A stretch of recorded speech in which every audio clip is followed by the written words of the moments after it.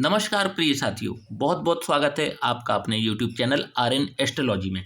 जैसा कि आप शीर्षक में देख रहे हैं, कुंडली के सभी 12 भावों में गुरु का फल। जी हाँ साथियों, आज इस एपिसोड के माध्यम से हम गुरु को फलित करेंगे भाव के आधार पर। चाहे आपकी कोई भी राशि हो, चाहे आपकी कोई भी लग्न हो, कोई फर्क नहीं पड़ता। आप बस अपनी जन्म पत्रिका उठा लीजिए और देखिए कि देवगुरु बृहस्पति कुंडली के किस भाव में विराजमान हैं और हमारे बताए हुए फलादेश क्या आपकी कुंडली की प्रेडिक्शन से मैच खाते हैं। यदि खाते हैं तो कमेंट बॉक्स में आकर के हमें जरूर बताइएगा, इससे हमारा भी उत्साहवर्धन होता है। थोड़ी सी एक जानकारी ले लेते हैं, एक ब्रीफ जानकारी ले लेते हैं गुरु के बारे में। गुरु कर्क राशि में 5 अंश तक उच्च के कहलाते हैं। गुरु मकर राशि में 5 अंश के नीच के हो जाते हैं।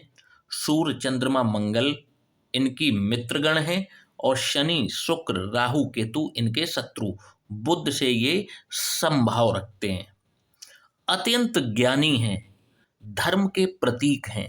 नवग्रहों में मंत्री पद इनको मिला हुआ है। ये देवताओं के भी गुरु हैं। अत्यंत नैसर्गिक शुभ ग्रह हैं, नेचुरल बेनिफिक प्लेनेट हैं। जब तक बहुत ज़्यादा पीड़ित ना हो, कुंडली में बहुत अच्छे रिजल्ट्स करते हैं। कहते हैं कि एक बलवान गुरु कुंडली के सैकड़ों दुर्योगों को दूर कर देता है। आपकी कुंडली कितनी ही खराब क्यों ना हो, यदि देवगुरु बृहस्पति अच्छे भाव में, अच्छी राशि में, मजबूत स्थिति के साथ विराजमान हैं तो कुंडली के समस्त दोषों को ये दूर करने का प्रयास करते हैं और आपके जीवन को सुलभ और आसान बनाते हैं, आपको ज्ञानी बनाते हैं। कुंडली के विभिन्न 12 भावों में किस प्रकार का रिजल्ट देंगे, इस एपिसोड में हम जानेंगे। साथियों, गुरु से हम मोटापे का भी देखते हैं। व्यक्ति कितना मोटा होगा ये हम गुरु की स्थिति से देखते हैं, क्योंकि गुरु जो हैं वो मोटापे के भी कारक हैं और ये आज बहुत बड़ी समस्या बन चुकी है वर्ल्ड वाइड। गुरु से हम संतान को भी देखते हैं, क्योंकि गुरु संतान के भी कारक हैं। गुरु आप कितनी विद्या लेंगे, जीवन में कितना ज्ञान लेंगे, ये हम गुरु की स्थितियों से पता लगाते हैं। आप जीवन में कितनी डिग्रियां प्राप्त करेंगे, क्या आप मैट्रिक पास करेंगे या फिर आप ग्रेजुएट होंगे या फिर आप उससे भी आगे बढ़ चढ़ के पीएचडी करेंगे, आप कितनी डिग्रियां प्राप्त करेंगे, गुरु की स्थिति से पता लग जाता है, क्योंकि गुरु ज्ञान के कारक हैं। तो आइए बिना देरी किए हुए जान लेते हैं कि कुंडली के विभिन्न 12 भावों में देवगुरु बृहस्पति कैसा रिजल्ट करेंगे। पहले जानते हैं गुरु जब भी लग्न में हो तो किस प्रकार के रिजल्ट देते हैं। जब भी देवगुरु बृहस्पति लग्न में विराजमान होते हैं तो ऐसा व्यक्ति बहुत ही बेहतर कंसल्टेंट होता है, बहुत ही बेहतर सलाहकार होता है। इनको अपने जीवन में यदि कोई सबसे ज़्यादा प्यारी चीज़ है तो वो है अनुशासन। इनको अनुशासन सबसे ज़्यादा प्रिय होता है। ऐसे लोगों से ये मिलते भी नहीं जो कि अनुशासन का पालन ना करते हों। इनको यदि किसी चीज़ का नशा है तो इनको नशा होता है अपने कार्य का। बिल्कुल स्पष्टवादी होते हैं, जो इनके हृदय में होता है वही इनकी जुबां पर होता है।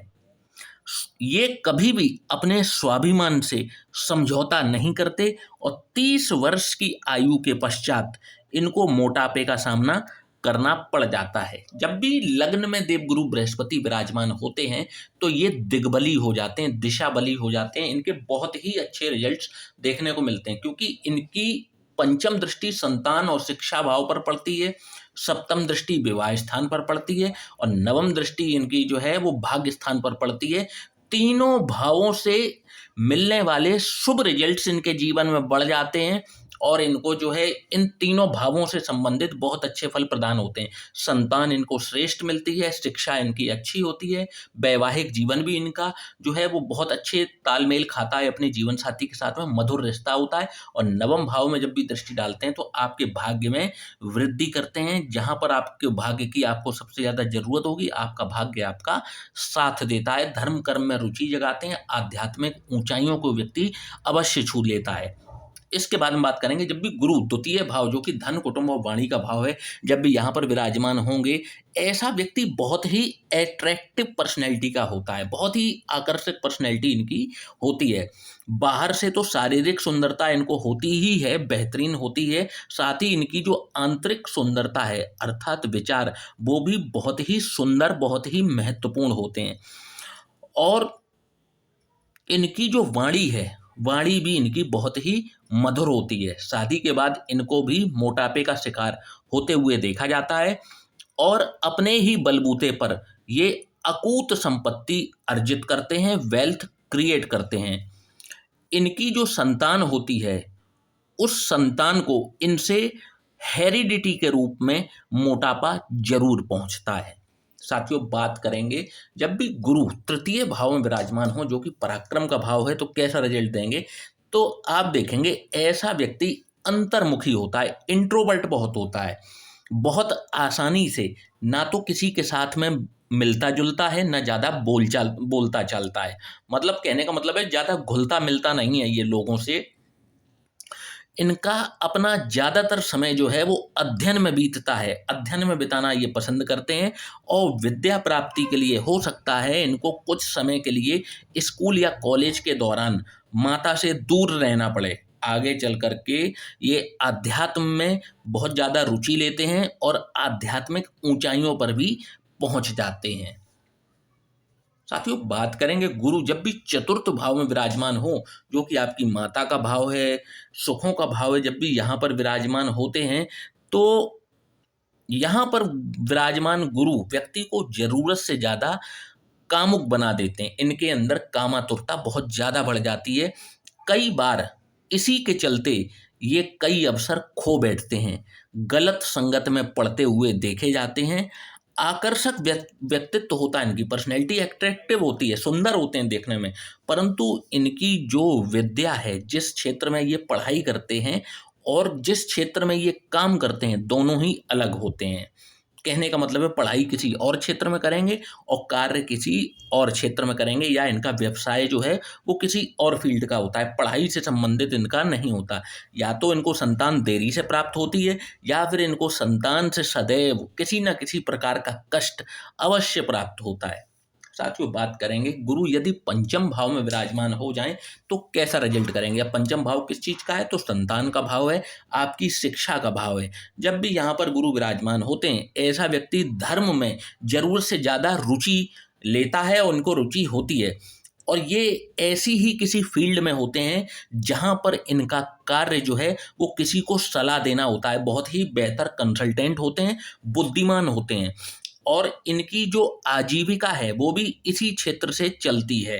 कहाँ से चलती है, तो सलाह देने से। यहाँ पर बैठे हुए गुरु प्रसिद्धि का योग भी बनाते हैं।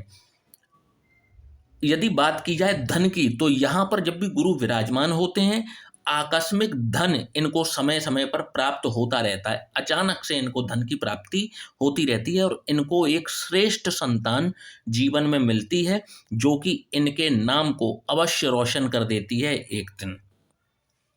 साथियों, बात करेंगे यदि गुरु छठवें भाव में विराजमान हो जाएं तो कैसा रिजल्ट दिखाएंगे। छठवां भाव जो कि रोग, रिपु और ऋण का भाव है, ऐसा व्यक्ति अंदर से कुछ और होता है, बाहर से कुछ और होता है। ये कभी भी अपने दिल की बात किसी के सामने जाहिर नहीं करते, बहुत ही अच्छे सलाहकार होते हैं, परंतु यदि इनकी सलाह किसी को माननी हो तो थोड़ा सा अपना दिमाग भी लगा लेना चाहिए। ये व्यक्ति दूरदर्शी होते हैं, ये आजकल या परसों की प्लानिंग नहीं करते हैं, ये 10 वर्ष बाद की प्लानिंग करके पहले से ही सुनिश्चित हो जाते हैं कि इनको जीवन में आगे भविष्य में जाकर के क्या करना है, और इनकी प्लानिंग जो होगी वो 10-15 साल आगे तक की होती है। इनका जो शारीरिक गठन है ये कभी कभार दुबला होता है, छरहरा होता है, और संतान पर ये खर्च बहुत ज़्यादा करते हैं। इनकी जितनी खर्च करने की क्षमता होती है उस क्षमता से भी ज़्यादा ये संतान के ऊपर खर्च करते हैं। साथियों, बात करेंगे यदि गुरु सप्तम भाव में विराजमान हो जाएं, जो कि आपके रिलेशनशिप का भाव है, आपकी पार्टनरशिप का भाव है, जब भी यहाँ पर गुरु विराजमान होते हैं, ऐसे व्यक्ति का जो भाग्योदय है वो विवाह के पश्चात अवश्य होता है। यदि ये ठीक से कुंडली मिला करके विवाह करें तो इनका दाम्पत्य जीवन भी सुखमय और सफल रहता है। यहाँ पर बैठे हुए गुरु व्यक्ति को तार्किक बना देते हैं। जहाँ पर भी बातचीत होती है वहाँ पर ये कभी भी अंधविश्वास या किसी प्रकार के किसी भी गलत चीज का समर्थन नहीं करते। और जिस क्षेत्र में इनकी आजीविका शुरू होती है उसी क्षेत्र में जब भी ये कैरियर की शुरुआत भले ही चाहे निचले स्तर से की हो, परंतु मैनेजर से लेकर के सीईओ अर्थात जिस संगठन में भी इनके कैरियर की शुरुआत होगी उसमें ये शिखर पर अवश्य पहुंचते हैं। यात्रा करने के प्रेमी होते हैं और जन्म स्थान से दूर जाकर के ही इनका भाग्योदय होते हुए देखा जाता है। साथियों, बात करेंगे जब भी गुरु बृहस्पति अष्टम भाव में विराजमान हो जाएं तो कैसा रिजल्ट देंगे। तो साथियों, ऐसा व्यक्ति चरित्र का बहुत ही पक्का होता है। वो अपने अपने बलबूते पर जीवन में सब कुछ प्राप्त करता है। ऐसी चीजें जो उसने कभी भी सोची नहीं होती हैं वो अपनी विद्या, बुद्धि और अब तेज बुद्धि और धैर्य से प्राप्त करता है। 40 वर्ष के बाद इनकी रुचि आध्यात्म में जरूरत से ज़्यादा हो जाती है और वे इसमें एक्सेलेंस पर भी जाते हैं। बहुत ही आध्यात्मिक और ज्ञानी व्यक्ति ये बन जाते हैं। ऐसे व्यक्ति को अपने बहुत ही निकट के मित्रों से धोखा अवश्य मिलता है। साथियों, बात करेंगे यदि देवगुरु बृहस्पति भाग्य भाव या नवम भाव में विराजमान हो तो कैसा रिजल्ट देंगे। तो साथियों, जब भी देवगुरु बृहस्पति नवम भाव में विराजमान होते हैं ऐसे व्यक्ति को मोटापे का सामना करना ही पड़ता है। इनका भाग्योदय और मोटापा दोनों ही 30 वर्ष की आयु के बाद में शुरू हो जाते हैं। ये भी शिक्षा किसी और क्षेत्र में प्राप्त करते हैं और व्यवसाय इनका किसी और क्षेत्र में होता है। सरकारी नौकरी यदि ये करें तो इनको आसानी से सरकारी नौकरी की प्राप्ति हो जाती है। यहाँ पर बैठे हुए देवगुरु बृहस्पति इनके लिए राजयोग का निर्माण करते हैं। यदि ये व्यापार करें तो रिस्क लेकर के ये व्यापार करते हैं और यदि इनको रिस्क का प्रेमी कहा जाए तो बिल्कुल भी गलत नहीं होगा, परंतु यहाँ पर लिया गया इनका रिस्क जो है वो फलीभूत होता है और इनको भविष्य में उसका लाभ भी प्राप्त होता है। साथियों, बात करेंगे जब भी दशम भाव जो कि आपके कर्मों का भाव है, जब भी देवगुरु बृहस्पति यहाँ पर विराजमान हो जाएं तो कैसा रिजल्ट देंगे। तो ऐसे व्यक्ति के अंदर चाहे ज्ञान की कमी ही क्यों ना हो, जितना भी ज्ञान इनके पास होता है ये उसका प्रैक्टिकल उपयोग जरूर करते हैं। ये भी अपने चरित्र को संभाल करके रखते हैं और पूरा जीवन इनका जो है वो लग्जरी में ही बीतता है। ये ना तो किसी पर अन्याय करते हैं ना ही किसी का अन्याय सहन करते हैं, बल्कि ये सबको न्याय दिलाने का कार्य भी करते हैं। साथियों, बात करेंगे जब भी देवगुरु बृहस्पति एकादश भाव में विराजमान हो तो कैसा रिजल्ट देंगे। साथियों, आप देखेंगे एकादश भाव जो कि आपकी इच्छा पूर्ति का भी भाव है, आपकी आय का भी भाव है, लाभ का भी भाव है। जब भी गुरु यहाँ पर विराजमान होंगे तो ऐसा व्यक्ति चाहे स्त्री हो चाहे पुरुष हो, सुंदर तो बहुत होता है परंतु मोटापे की वजह से ये अपनी सुंदरता खो बैठते हैं। विद्या और व्यवसाय इनका भी अलग अलग होता है। कई बार ये शिक्षा किसी और क्षेत्र में प्राप्त करते हैं और व्यवसाय किसी और क्षेत्र में होता है इनका, और ये उसी क्षेत्र में को छोड़ करके अचानक से किसी दूसरे क्षेत्र में प्रवेश कर जाते हैं। सरकारी नौकरी का इनको भी जरूर प्रयास करना चाहिए क्योंकि यहाँ पर बैठे गुरु इनके लिए राजयोग का निर्माण करते हैं और इनको सरकारी नौकरी जो है वो सहज रूप से ही प्राप्त हो जाती है। शादी के पश्चात इनके भी एक्स्ट्रा मैरिटल अफेयर स्पष्ट रूप से देखे जा सकते हैं। एक्स्ट्रा मैरिटल अफेयर शादी के बाद इनका होते हुए देखा जाता है। साथियों, बात करेंगे जब भी देवगुरु बृहस्पति द्वादश भाव जो कि व्यय का भाव है जब भी यहाँ पर विराजमान हो तो कैसा रिजल्ट देंगे। तो ऐसा व्यक्ति आलस्य के कारण कई महत्वपूर्ण अवसरों को खो देता है। मितभाषी होते हैं, बातचीत कम करते हैं और कंजूस भी ये गजब के होते हैं। अपने आप में खोया रहना इनको पसंद होता है। हालांकि लिखना पढ़ना ये पसंद करते हैं, कई बार ये जो है पर्टिकुलर साहित्य स्वयं भी लिखते हैं, लिखने पढ़ने के शौकीन होते हैं। और जरूरी नहीं है कि ये उसका जो है वो मंच पर उसको साहित्य को प्रकट करें, बल्कि ये लिख लेते हैं और कहीं अपना अलमारी में उसको चाहे रख दें, परंतु ये साहित्य को लिखना पढ़ना पसंद करते हैं। यात्रा के प्रेमी होते हैं और यात्राओं से इनको लाभ भी प्राप्त निश्चित तौर पर होता है।